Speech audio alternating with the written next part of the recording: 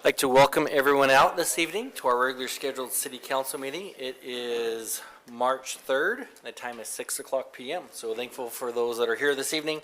We were able to have a workshop before this to recognize some of our police officers, new hires and promotions, as well as a new hire within our Caldwell Fire Department. We will begin this evening with an invocation offered by Pastor Holt of Faith Journey Church. So if you'll please come forward. If everyone would please stand for the prayer and then remain standing after for the Pledge of Allegiance. Gracious God and Heavenly Father, Lord, as we gather tonight to represent cities, counties, towns, people, may we hold you to esteem. Know that you are truly God and Father. Lord, you've brought us together to witness to those around us, to guide. Lord, may we use you as our guideposts to guide others. Lord, we thank you for your love. We thank you for your being here with us tonight. May that feeling and that joy and that togetherness spread to each and every one of us as we guide and serve you in all things. We praise you. We thank you. By the blood of Jesus Christ our Savior, we pray. Amen. Amen. I pledge allegiance to the flag of the United States of America and to the republic for which it stands, one nation, under God, indivisible, with liberty and justice for all.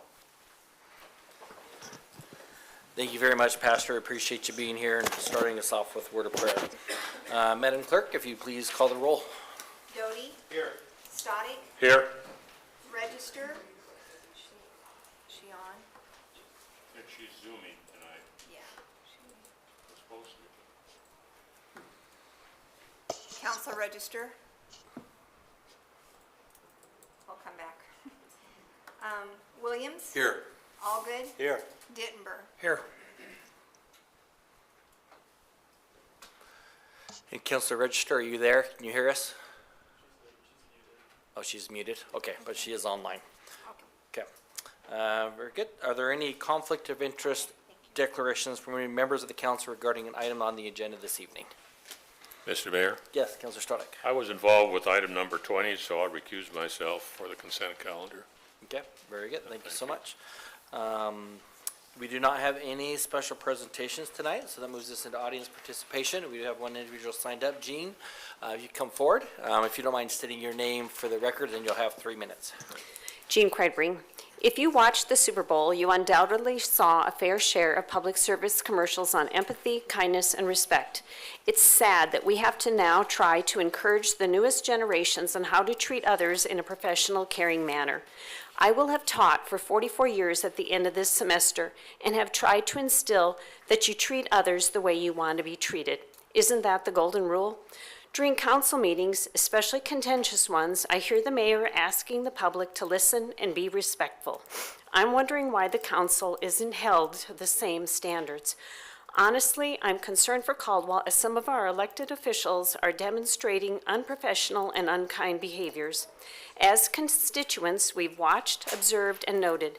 Some of you aren't team players. You are hostile towards one another, rudely cutting off fellow councilors.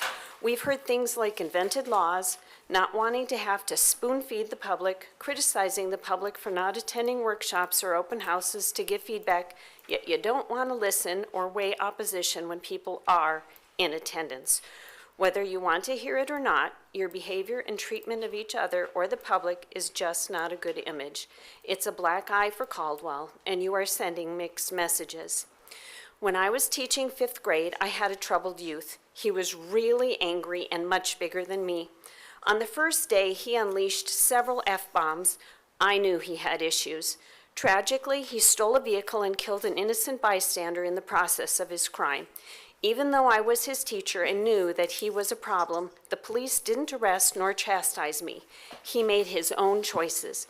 Online, there are community pages that positively highlight restaurants, businesses, events, celebrations within the community, news articles, and much more. Some draw attention to reasons to love Caldwell and interact within the community. Conversely, there are some troubled individuals that post inappropriate comments or name-calling, spreading rumors and untruths. Some do it by hiding behind a fake account. Some just spew vulgarity using their real names. Sadly, some are judge, jury, and executioner as they hide behind their avatar. And they do it across several community pages, not just one in particular. But I want to emphasize not all community commenters, just some. When a member of the community is publicly chastised for sharing information, even snippets or video clips from council meetings, it can have a chilling effect on fundamental constitutional rights.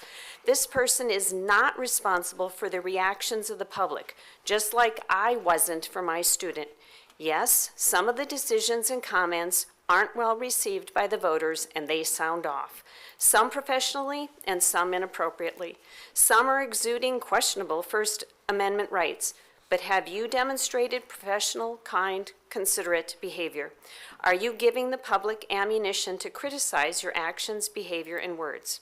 Finally, in my humble opinion, please treat each other and the public the way you want to be treated, and I can only hope they would offer the same consideration across all community pages. Thank you. Thank you, Jean. Appreciate you being here.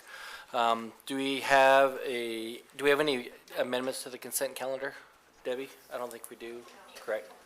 We're good. Do we have a motion for approval of the consent calendar? So moved. And a second? It's a motion from Councilor Doty and a second from Councilor Williams. All those in, oh, sorry. We need to go to the monitor.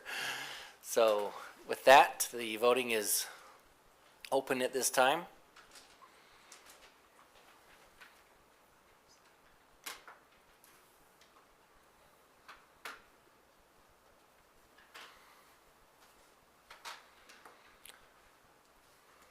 And Councilor Register, are you there online?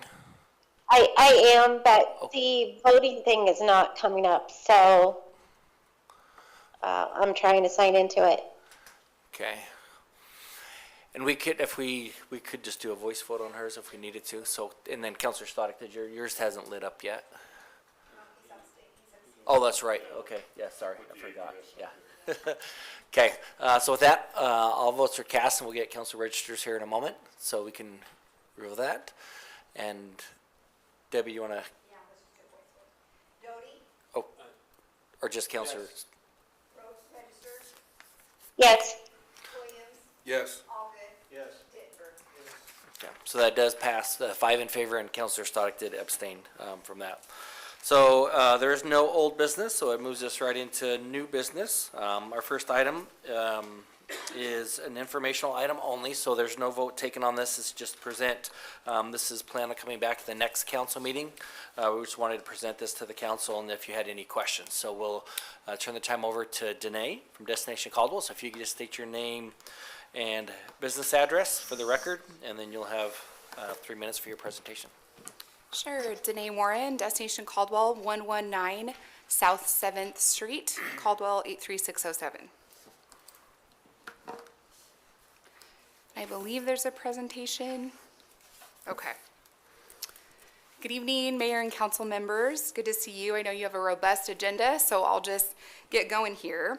I appreciate the opportunity to speak to you today about an exciting opportunity to enhance downtown Caldwell through the installation of a high-resolution LED video display on the Indian Creek Plaza stage, a project that has already received strong support from downtown businesses. I've been walking the BID, and I have a large amount of letters of support.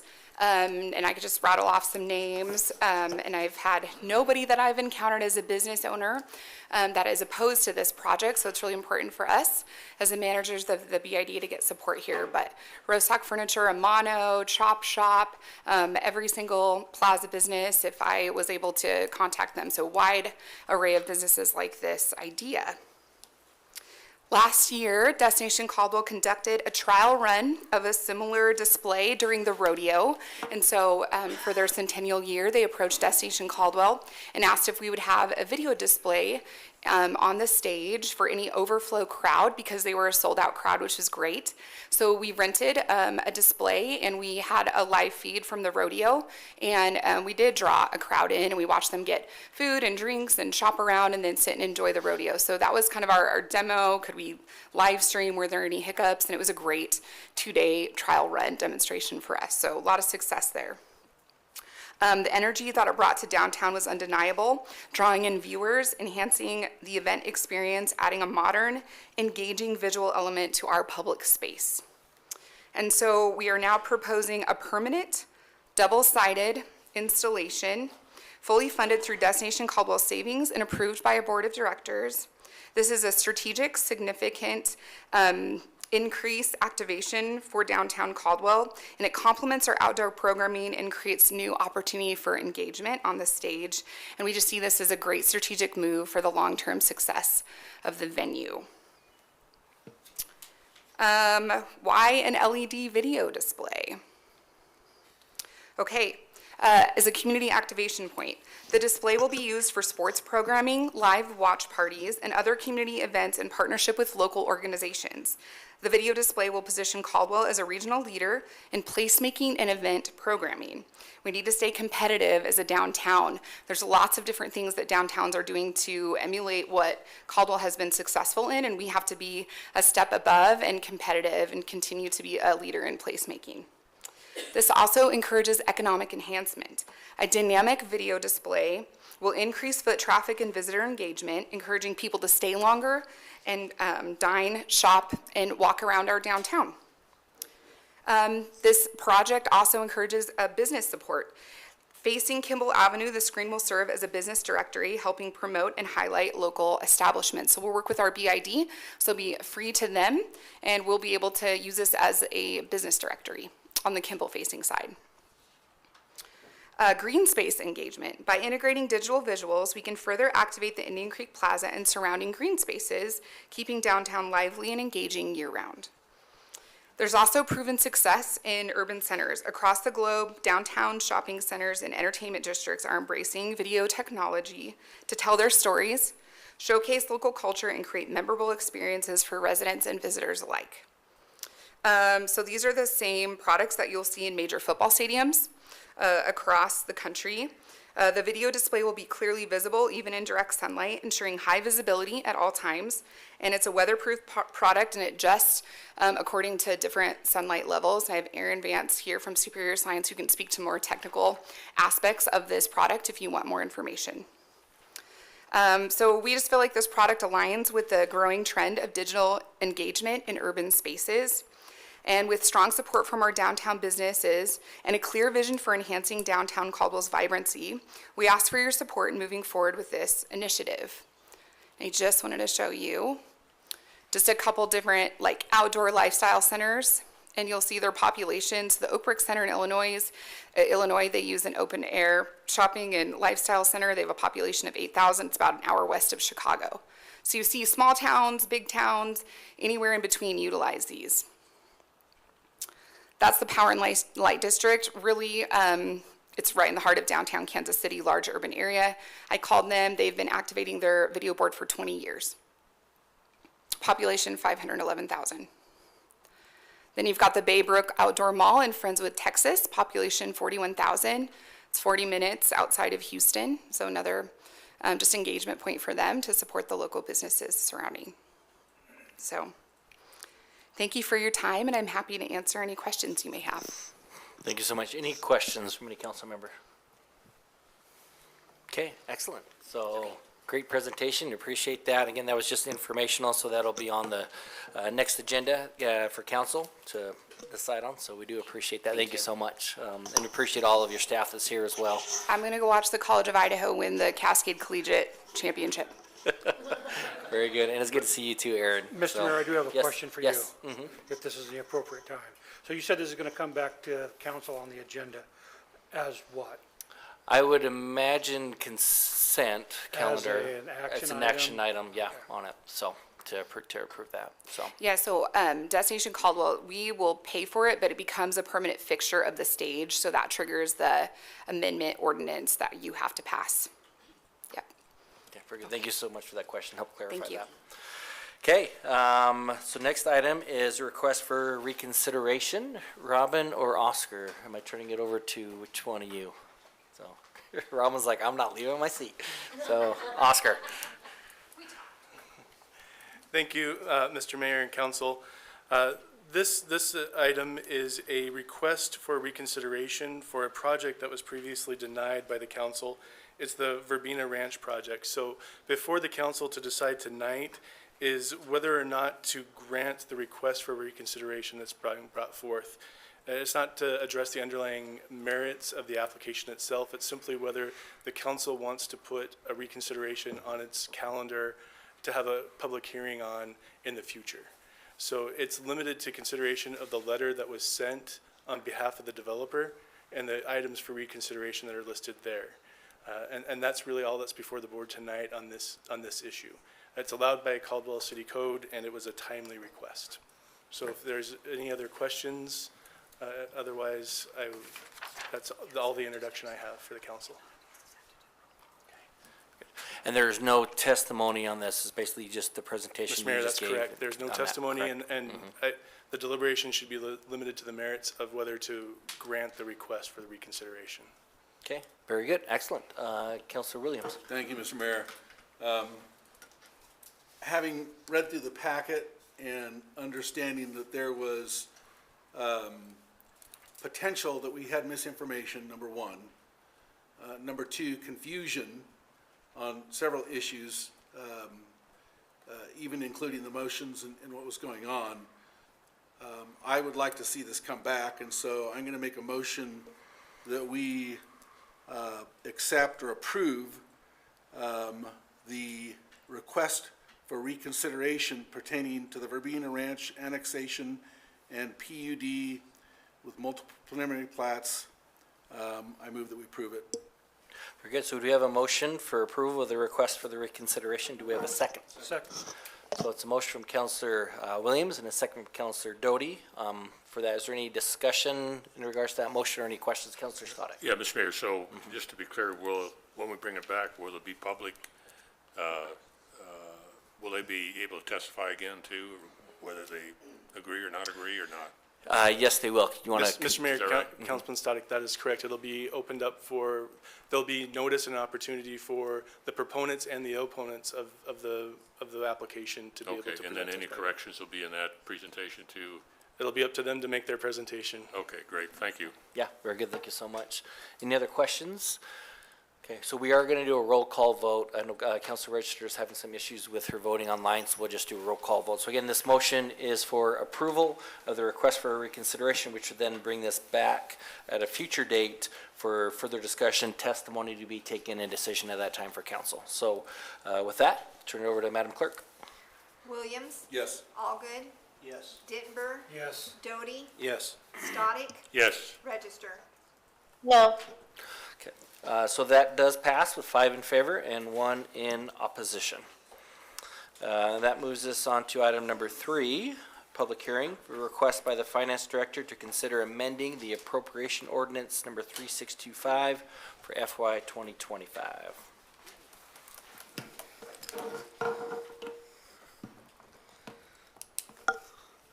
Good evening, City Council. So this is our appropriation ordinance for the roll forward of the POs. And we finally were able to close out fiscal year '24, which then was able to determine what purchase orders to roll forward and which ones were already included in the fiscal year '25 budget. Most of these POs have already been either satisfied and paid or are still in process, as some of the longer construction projects are. But they are items that were budgeted and they were to use fund balance.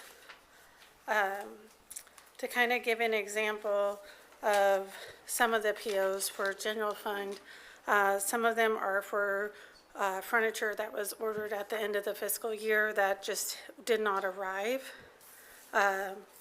Some of it was for the police Harley that was ordered at the end of the year but did not arrive until later this year.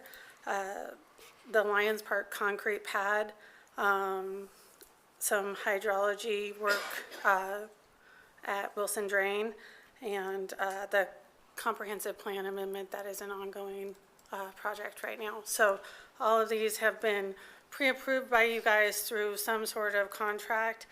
They have to have a specific vendor in place with a PO, and it's just usually a timing issue. Either the project's not completed or we have not received the product, so therefore we cannot pay for it. To talk about kind of general fund balance, so that you are aware that we do have that money available. All of this is included in our 2024 financial statement update when the city treasurer goes ahead and presents it. But it is set aside, so between these projects that are set aside, plus the reserve of the 30%, we still do have an unassigned balance, which means that a balance that is not reserved for any specific project of over 5 million. So there is still funding in the general fund that is not assigned to a specific project or for reserves. So I'll take any questions, but that's kind of what this rollover is. There is some duplication. It's not duplication, but for example, some of this is for the pool. The pool is budgeted in the Parks and Rec Fund, but it is using general fund as a transfer. And so that $3 million, $3.7 million that's in general fund, some of that is actually the majority of that, because the only is transfers into other funds, not necessarily spending on POs that we have not received, so. Very good. So this is the public hearing for the next item, correct? The bill number 27, ordinance 3679, is that right? Those two That are is kind of tied correct. together? Yes. Very good. Counselor Allgood. Yeah, Ray, then I just want to kind of turn this into simple math here. So this is 2024 expenditures that just did not get invoiced until, we didn't get the, whatever we bought until now. Is this the end of 2024 stuff now, or we still have stuff out there? So this would be the end of 2024 stuff. You would not see any other 2024 requests come through. So this money is accounted for at the end of 24. We look and say, we go through every single open PO and we say, was this budgeted in 25? If it was, then we do not include it in this batch. And if it was budgeted in 25, then we don't want to double budget for it. So, but this is using money that we collected in fiscal year 24 right now. And we're not amending the budget at all, we're just, or we are? We are. This is a budget amendment to increase the 2025 budget by these items that were not paid for in 24. And so we did not spend that appropriation in 24. Okay, thank you. Counselor Dittenber. Raylan, thank you. I appreciate all the work that you do. The question that I have is, and I understand offsetting from one year to the next year to make sure it's accurately accounted for, but when you mentioned the POs, do we have open-ended POs, meaning that we don't know what we're going to get billed? No, we don't. Every PO has to have either a quote, if it's less than 50,000 and it's gone through the purchasing process, or if it's more than 50,000, it has a resolution that's attached to it that's gone through city council. Thank you. Okay, I don't see any other questions at this time. As mentioned, this is a public hearing. There was one individual signed up on the sheet. However, we think it was on the wrong one. It was Aaron Vance, who's with Superior Signs, that was here earlier with Destination Caldwell. And so just to confirm that was, he did sign up, but we believe is on the wrong sheet. So nobody that intended to sign up to testify did. So with that, I stand for a motion to close the public hearing. So moved. In a second. So a motion from Councilor Doty and a second from Councilor Trout to close the public testimony portion of this hearing. All those in favor say aye. Aye. Very good. Okay, so that motion passes. So that now moves us into number 4, which is to consider bill number 27, ordinance number 3679, as was described by Ray Lynn. Mr. Mayor, Councilor Allgood. I'll sponsor bill number 27, ordinance number 3679, and move for its passage by title only. Do we have a second? Second. It's a motion from Counselor Allgood and a second from Counselor Doty for passage of bill number 27, ordinance number 3679. Any discussion on that motion? Okay, is it working now? It looks like it. Okay, very good. So we're gonna go give this a try. So with that, the voting is open at this time.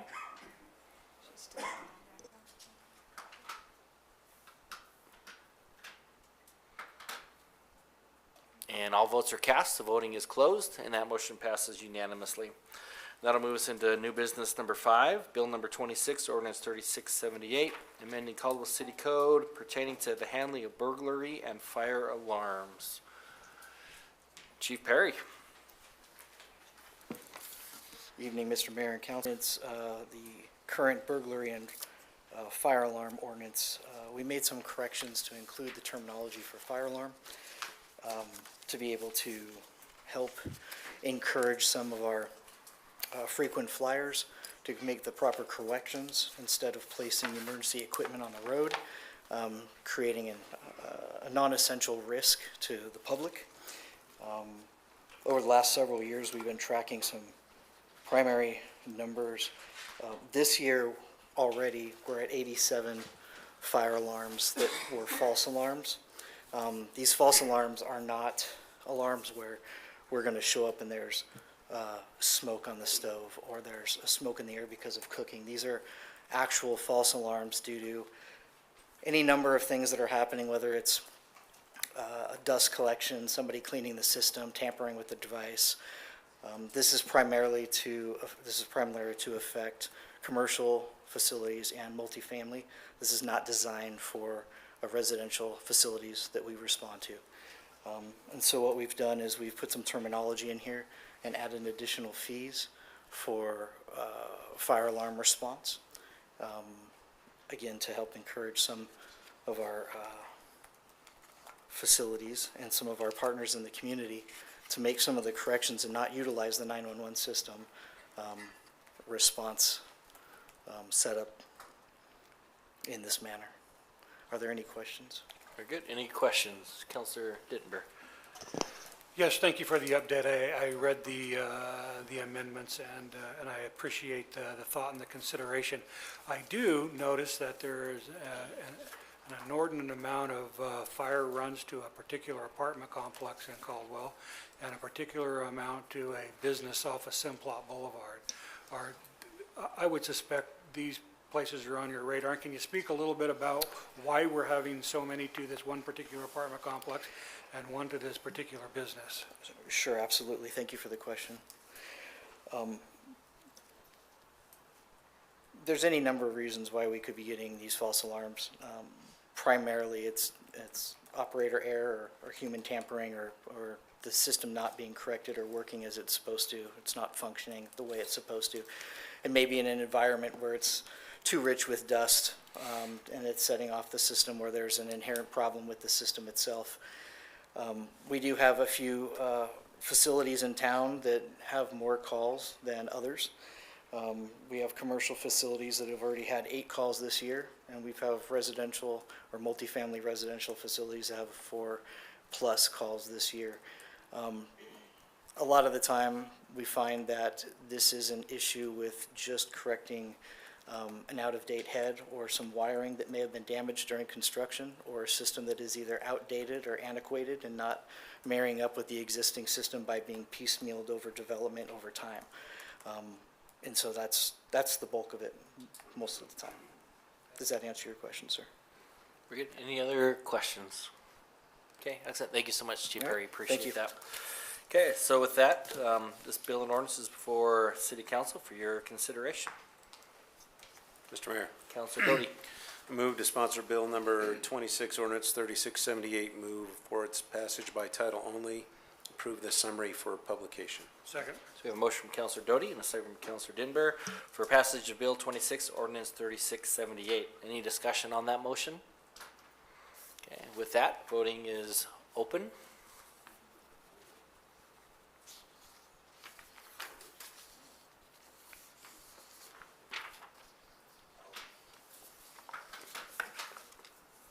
And all votes are cast, so voting is closed, and that motion passes unanimously.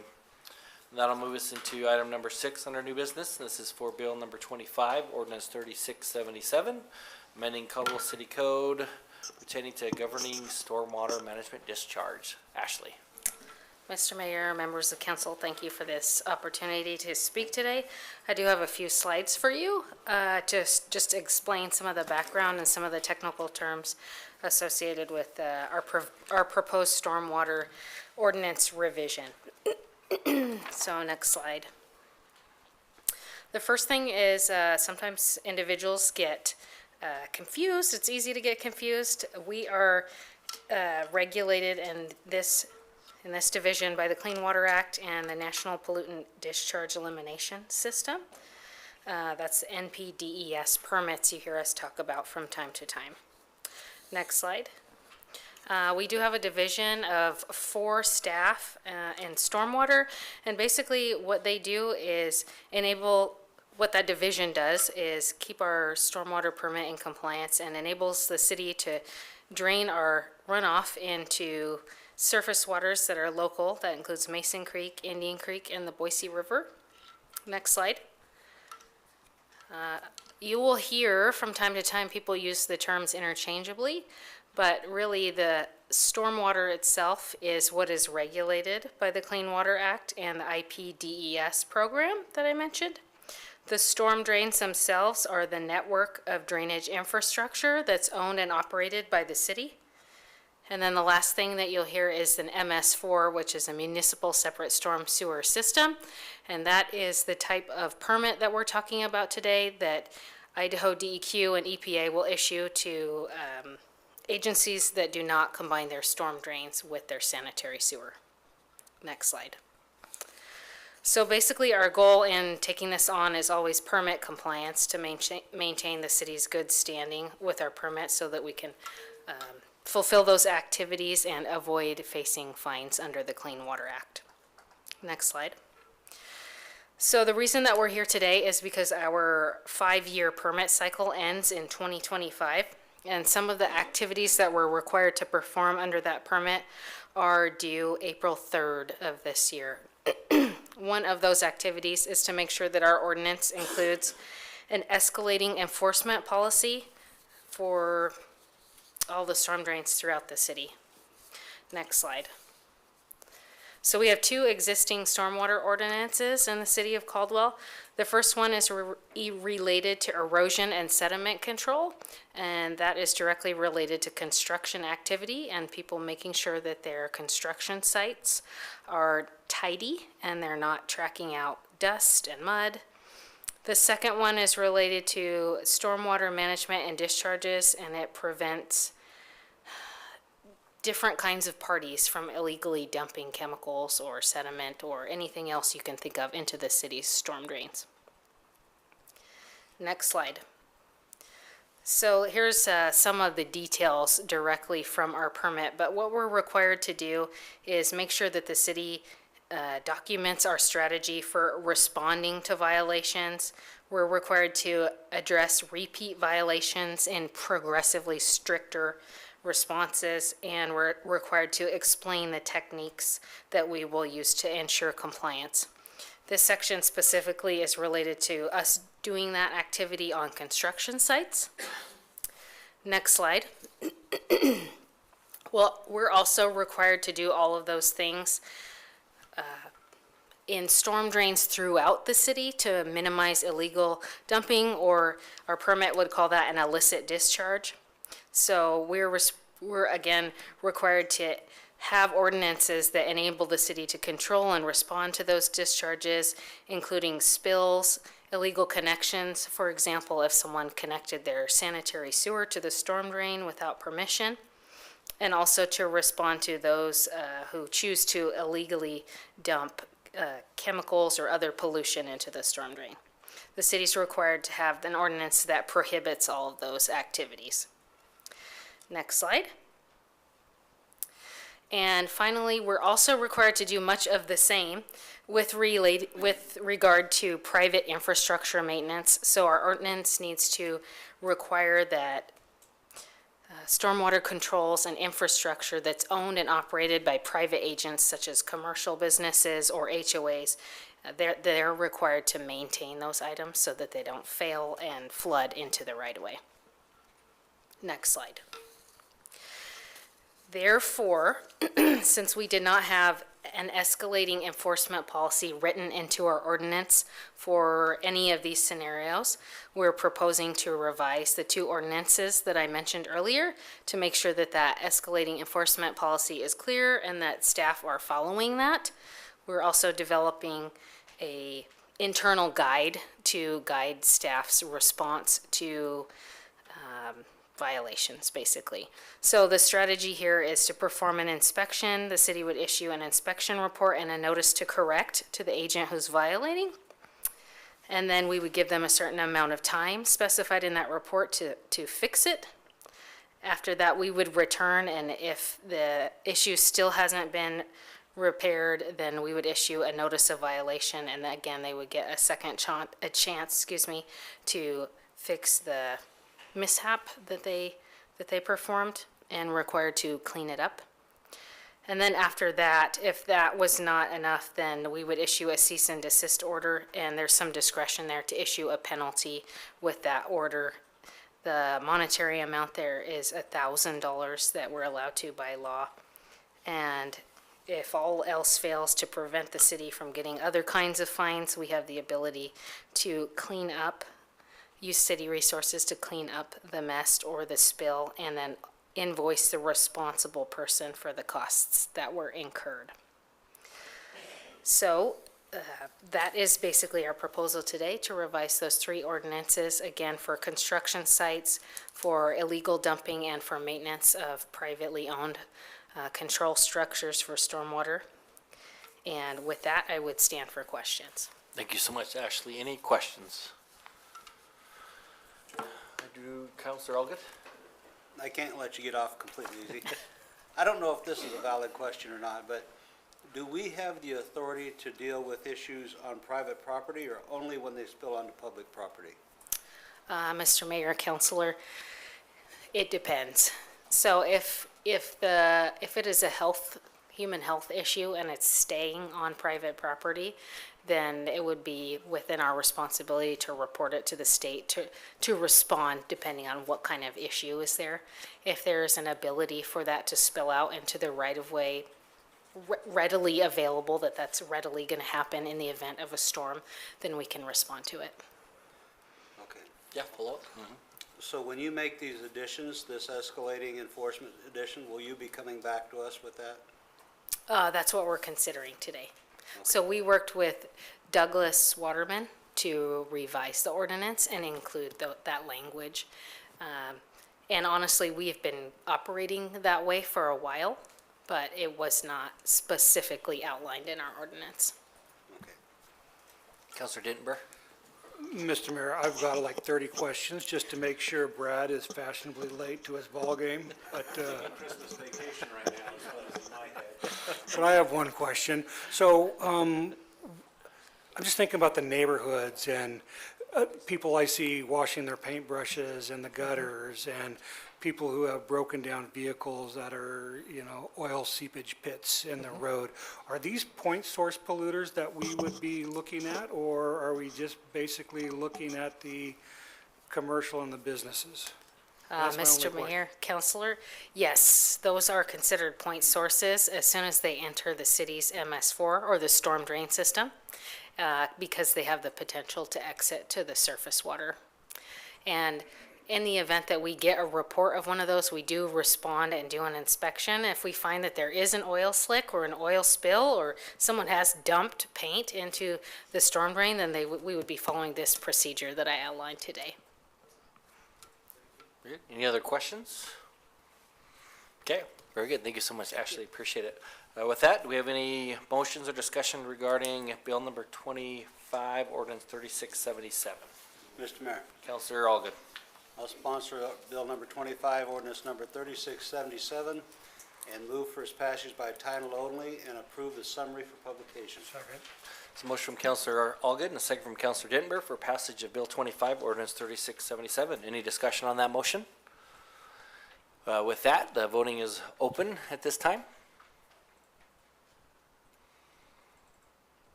And all votes are cast, so voting is closed, and that motion passes unanimously. And that moves us into number 7. This is one of our housekeeping items of Bill 28, Ordinance 3680, regarding annexation into the Caldwell Municipal Irrigation District for the Gooches subdivision. Do we have a motion regarding this bill and ordinance?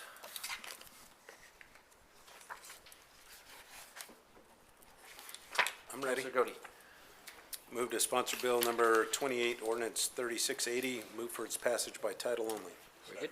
Motion from Councilor Doty, a second from Councilor Stoddick for passage of Bill 28, ordinance number 3680. Any discussion? With that, voting is open at this time.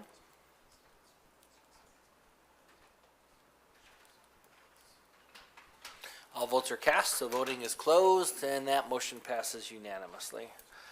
That moves us into item number 8. This is a resolution authorizing the execution of an MOU with the City of Caldwell Public Works Department, Caldwell Fire Department, and Caldwell Police Department regarding the pit area at 21109 Chicago Street. Rob, are you covering this? It looks like I am. Thank you, Mr. Mayor. I was expecting Bruce to be here. He doesn't fail me often, but every once in a while. I appreciate this time, Mr. Mayor and Council. The pit is the location that is out across the river on Chicago Street where the street department has stockpiled all of their materials for quite a bit of time. We did a little bit of research recently when we were approached by the police and fire that they wanted to expand their operations out there. And we found out that the pit was actually purchased by the water department back in 1990.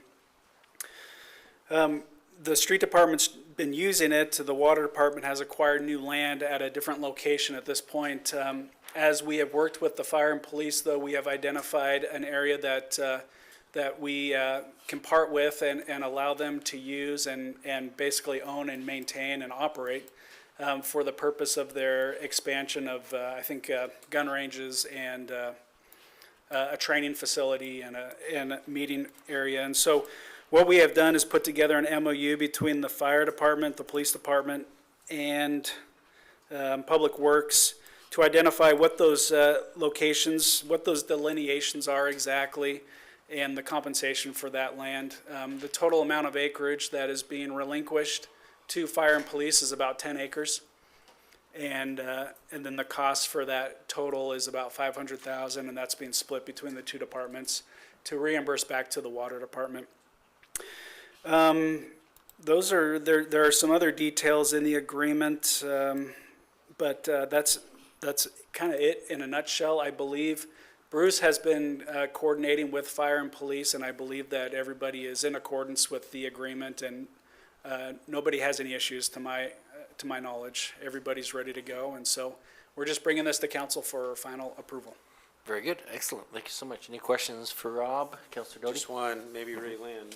Where's the money gonna come from, Ray Land? Thank you. So you're actually probably going to see this in the 26 budget because neither of these amounts were budgeted in 25 for police and fire. My understanding is for police, it's going to come out of impact funds because it is part of their CIP for growth. Because they are adding additional training rooms that they currently already have. But for fire, since fire does not have training rooms, they can't use impact fees, so they are going to use their capital fund. But you will, if I'm correct, you'll see it in the fiscal 26 budget. Thank you. Okay. Councilor Williams? Thank you, Mr. Mayor. Raylan, don't go far. This, I understand, but this kind of doesn't make sense to me either. Because we're just moving money around within the city, but we're taking it away from police and fire that are already strapped and limited significantly. Not to suggest that water couldn't use it, but I mean, street departments have been using it for how many years and never paid the water department a dime. I think we ought to bill the street department. I mean, it's just, I'm being facetious, seriously, because I don't think we should do that. What I see us doing, though, is something that could cost the taxpayers in a different way because we're taking money from funds where it's desperately and urgently needed for something that appears to be, I don't know how to characterize it. Am I making sense? Help me understand. Do we have to do this, Raylyn? So if it was going the other way where general fund was receiving, like giving up property, then no. But because water is in an enterprise fund and because their assets are accounted the way they are, then ultimately it is something that does have to be accounted for because the enterprise fund is similar to a business essentially where our goal is never to make money, but it is to cover all of the assets, all of the repairs and maintenance. Water is never going to ask for a loan from general fund because the expectation is those fees are going to cover water. And so that is why water is charging police and fire. They would do it with any other, but if it was reversed, then there would not be that expectation, I believe. Okay, Mr. Mayor, may I? Yes. So, I also understand that water already has another property that they've been using because they didn't even realize that street department had stolen this from them. Just kidding. But the need isn't for water department to find another location with this. We're not suggesting that we transfer $500,000 from these funds to the water department because they have to go buy another property. They're well heeled at this point as far as the need for that land goes. Is that correct, Rob? And then I'll come back to Ray Lynn. Yeah, Mr. Mayor, Councilman Williams, the water department does have land to operate. There was a piece of land that they just purchased from the fire department that the fire department owned in that same area. But they do have land. The funding that would come from this land would go towards some of these capital improvement projects that we are trying to get off the ground. Okay. Then my final question is this amount set in concrete, or can we negotiate this amount? If I'm the purchaser right now, I want to negotiate this amount. I think as council, you always have that option to negotiate the amount. Because I'd like to at least see this reduced. If it is required of us to do this, I understand that. And I appreciate your bringing stuff like this to us to make sure we are accurate in the way we're handling these things. And I certainly don't want to short Public Works. Don't misunderstand me. This is a big ticket item that's going to hit our taxpayers in a different way later on. And we do have projects we need to fund. And so this money would be spent, I have no doubt. But I'd like to see us change this amount. And I'm kind of caught flat-footed here. Maybe some other people could chime in while I think about what amount I'd like to propose. Mr. Mayor? Yes, Councilor I think he Doty. makes a great point, and I don't know what the amount is, if it's $1 or whatever it is, not, again, to let the other entities off the hook, but I think he's absolutely right. At some point, we're gonna need a fire engine, or we're gonna need a police car, and the other department seems to have plenty of land going around to the point we don't even know where we have land, which is another issue that I won't discuss here tonight, but maybe we should check where else we might have land that some of our departments aren't aware of. So I would support delaying it until we have some more guidance, maybe from our city attorney, of what we can legally do and how we can accomplish that. Councilor Allgood? Well, along the same lines as the other two counselors, when we come into this budget season, my sense is that it's going to be a very tight budget season. And we're going to have a lot of asks, and some will be saying no to, and I would kind of like to postpone this, if it's possible, if it wouldn't jam anything else up, until budget season, so we can see where we have $500,000 or whether we don't have $500,000 to spend on this project, because as the previous counselor said, there is such a need for so many things. This is going to have to fit into that list of priorities. Okay, Councilor Williams? So with that, I would move that we table this indefinitely and come back to it, perhaps during budget or later. Okay, do we have it's a motion from Councilor Williams? Do we have a second? Just some Do we have I'll second it and then have some Very discussion. good. So that's a second from Councilor Doty, so discussion. I just want to make sure we don't delay it too long if it's going to affect the building of, or whatever the departments are trying to accomplish out there. So it may need to come back before budget year if it were to affect another project that's in line and ready to go. So Yeah. just more research and more information. Yeah, we're good. And it could come back at any time, just whenever it was ready to come back and put on the agenda. Counselor Allgood? So a meeting or two ago, we approved some ARPA funds for the actual structure. Am I correct to go on this property? Correct. So would it be possible, Council or Finance Director, in the considerations that we do, lease this property from the Water Department for $1 a year or something to make sure this moves? Is that legitimate? I don't want to do anything incorrectly. Yeah, that could definitely be done if that's what was the direction. Something to consider, because I realize we have other things that are depending on this situation. But again, our budget year, I know is going to be tight, so we don't want to extend ourselves before we get there. But anyway, I don't know if that made any sense, but. Okay. Yeah, we're good. So again, this is to basically table this, and then it can come back at any time in the future once some things get figured out in discussion with the attorneys and finance. So any other discussion on that motion? Yeah, so question, do I need to amend my motion then to include that this would be leased so that this would not stop the forward progress of those ARPA funds being used? No, the motion is to table, basically to removing it from the agenda this evening and then get everything worked out, look at it legally, and then it could come back at any time in the future. Very good, thank you. So, okay, with that, all those in favor say aye. Aye. Any opposed? That motion passes. That moves us to item number 9, consider resolution authorizing the acquisition of additional extraction and stabilization equipment for Caldwell Fire Department. Chief Shoup. Mayor, members of the council, Matt Shoup, Deputy Chief of Operations, 621 Cleveland, Caldwell Fire. So we're asking for some additional extrication equipment, stabilization equipment for Truck 11. With the growth of the valley and the additional services that we provide with both agricultural construction and growth of population, we do have a need for increasing our ability for extrication equipment and stabilization. With the size of equipment that is coming into our area and with the newness of some of the vehicles with the high tensile strength steel, we do need some extrication equipment that does handle that type of steel. It's harder to cut, more difficult to spread. This equipment would be able to accomplish that. And also the stabilization equipment would be for agricultural and heavy equipment like semis to stabilize it in the event of an accident or a rollover. And these are the types of devices that we would need to be able to handle that type of an incident. And with the ARPA money, being able to utilize it for some of our vehicle purchases, we are able to free up some of those funds to start moving into the next checkoff list of priorities. And we were going to ask for this type of equipment in the next budget year. It just gets us with the equipment sooner than later. And with that, I stand for questions. Thank you so much. Any questions?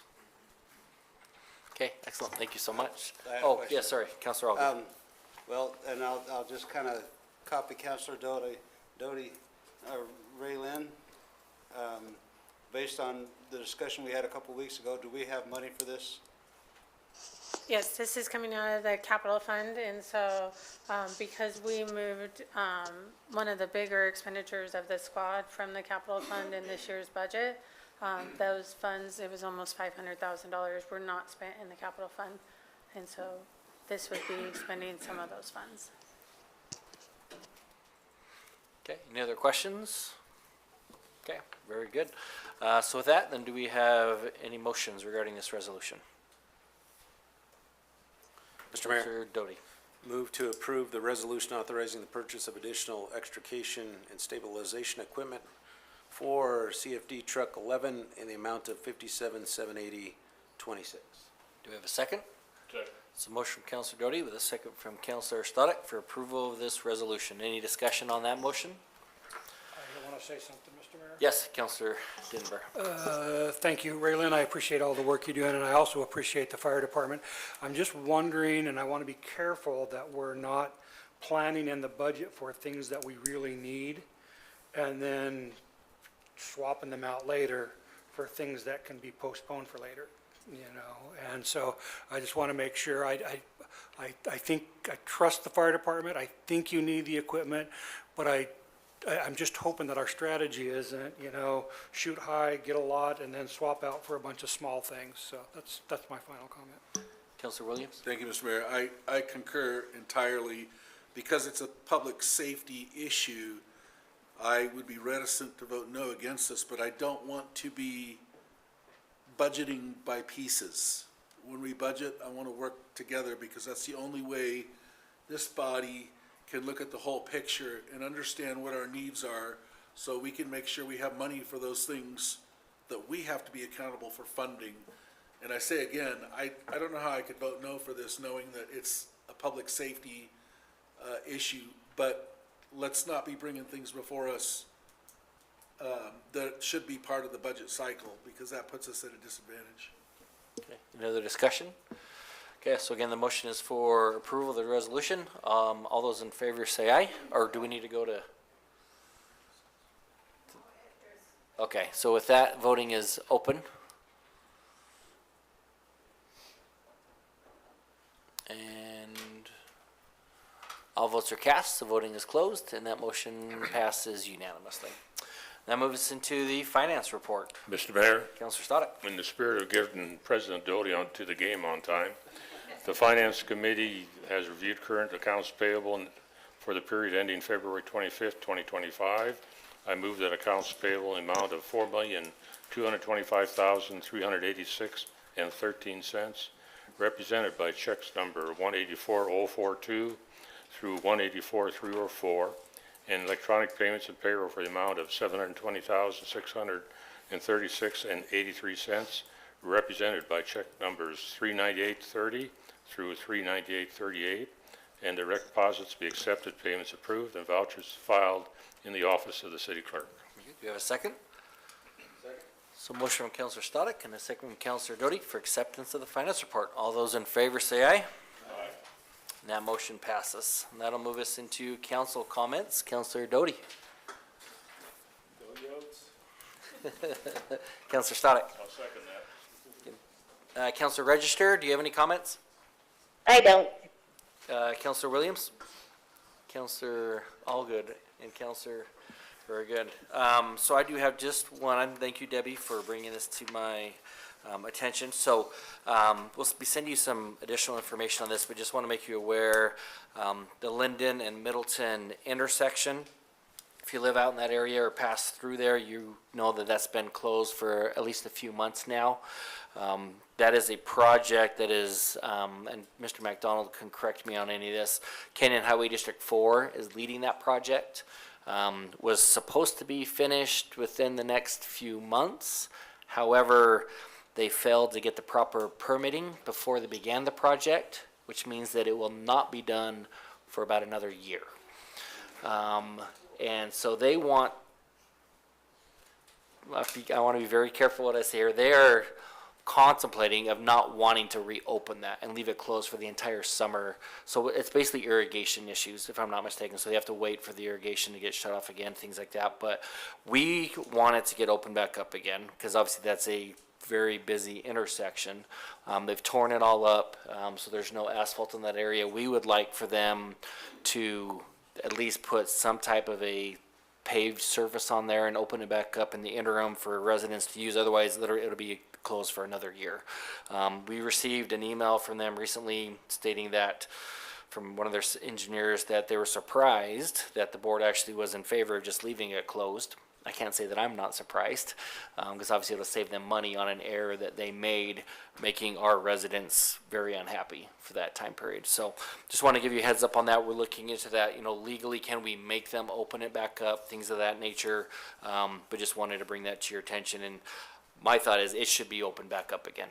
We can't leave it closed in that amount of time. Just want to make sure council is kind of more or less in agreement. We don't have to, obviously not taking any votes, but just make sure you're aware of that, and that's how we're going to move forward aggressively to get that open back up again and appropriately for that. So just very unfortunate that they did not have those permits in place before they began that project.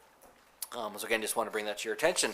And that is all that I have for my comments. So I'll end there. And we do have a very quick executive session that we do want to go into just to get some quick direction, make sure we're headed the right way on that. So with that, I would stand for a motion to go into executive session regarding purchase of property. Okay, well, we do need to, Mr. Councilor Mayor. Doty. Which sheet's it on here? I gotta find the right sheet. Executive session pursuant to Idaho Code Section 74-206 subsection 1, subsection 1C for the purpose of discussing the acquisition of or an interest in real property not owned by a public agency. Second. That's a motion from Councilor Doty and a second from Councilor Allgood to go into executive session. And we do need to do a vote on this, not a voice vote. So with that, voting is open at this time.